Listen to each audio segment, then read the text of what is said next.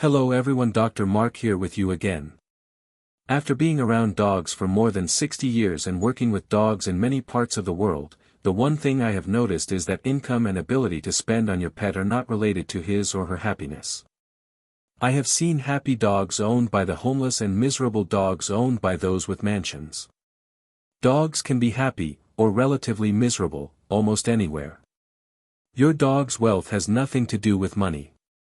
Your dog is not going to ask you for the newest iPhone or even that you purchased the newest food item from the mall. So, how can you make your dog happy without spending a dime? Dogs need your time. How you spend your time with your dog is going to depend on the breed or type of dog that you own. French Bulldogs or Maltese, for example, do not need a lot of exercise and will be happy spending some time with you curled up on the couch. A Blue Heeler or Australian Shepherd will need to get out and walk with you several times a day. Senior dogs of many breeds do not need to walk as much but still need your time each day. Giving your dog a little of your time is not going to cost you much. The changes to your dog's life should be divided into. The most important thing you can do without spending any money is what your dog really wants: exercise. All dogs, from lap dogs to large livestock guard dogs, need exercise. They do not all need the same type of exercise, as some tiny breeds do not need more than a short walk, but they do need something. If you cannot walk with your dogs as much as you like, you can try an alternative activity like chasing a ball or a stuffed toy. The more we learn about the oddities of condition, the more we realize we are going to be able to help in this area. Part of the problem in the US and most of the world now is obesity, and when dogs develop that poor condition, they have a hard time getting back into shape. Instead of just putting down a bowl of dry food each day, you can give your dog whole food and improve his quality of life. The next most important thing to your dog is bonding. It is hard for me to make any recommendations for bonding since things vary so much by breed and even by individual, but bonding and your dog's attachment to you do make a big difference in his quality of life. Walking your dog will do a lot for bonding, but even if you have mobility issues or are not able to walk enough, just spending time with your dog makes a big difference. Neither of those things are going to cost you any more. Since mobility and health are determined by exercise, condition, and bonding, you might even end up saving on healthcare costs.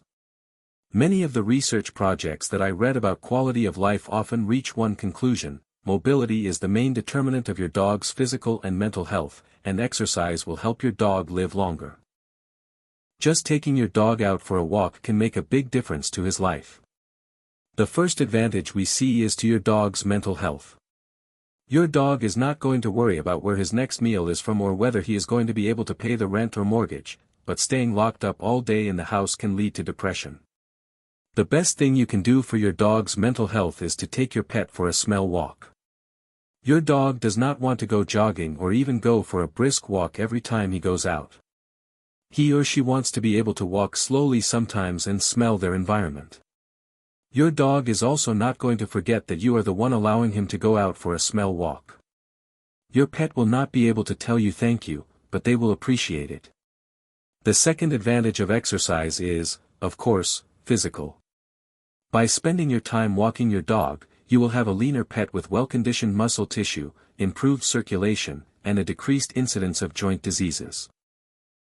This is a serious problem in older dogs like Labradors and Goldens, and in many cases, it can be avoided. Chronic diseases are also less of a problem in dogs that go for walks. The conclusion is obvious: walk your dog at least 2 to 3 times a day. I think it is a good idea to make at least one of those walks a smell walk. How else can you make your dog's life better? If you want to spend money on your dog, and you have the income to do so, there is a lot more you can do. Feed high-quality whole foods. This is the best way you can spend your money. The dry kibble sold for our dogs is convenient for someone who does not have time for their dog, but it is not the type of food our dogs need. Ultra-processed foods lead to more obesity, more skin problems, an increase in diarrhea, and cancer at a younger and younger age.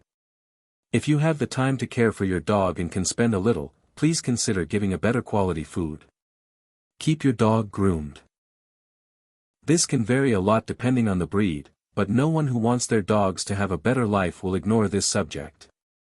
Dogs that are not groomed not only smell bad, as skin diseases will decrease the quality of life, but they also have secondary problems because of those diseases.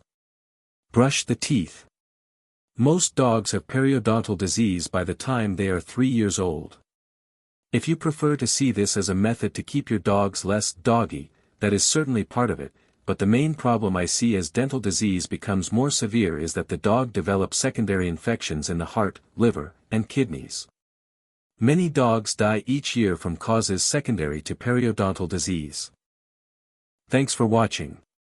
If you have any comments about how you make your dog happier every day, or even if it is just about how you made your dog happy once, please leave a comment. It is going to help some dog owner to build an even better relationship with their dog. If you liked this video, please leave a like. I would really appreciate if you take a moment and subscribe too, as it makes a big difference to me to know that there are others that want to watch info about dogs. If you have any health questions about your dog, you can leave them on my Ask a Vet column at pethelpful.com.